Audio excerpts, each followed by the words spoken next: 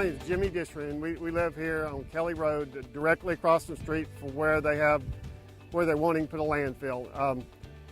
This is all very sandy soil, and I don't know much about aquifers, but people that do have told us that the aquifer runs right underneath this property that they're wanting to put this landfill on. And we've had a drought for 3 years, and they took all their measurements during a drought.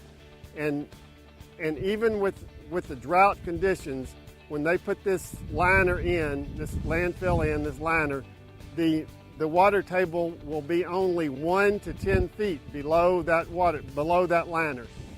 When the drought is over and we start having regular rainfall, water's going to raise 6 to 8 feet, so it's just on that liner, and one little crack, and we're drinking Houston's garbage.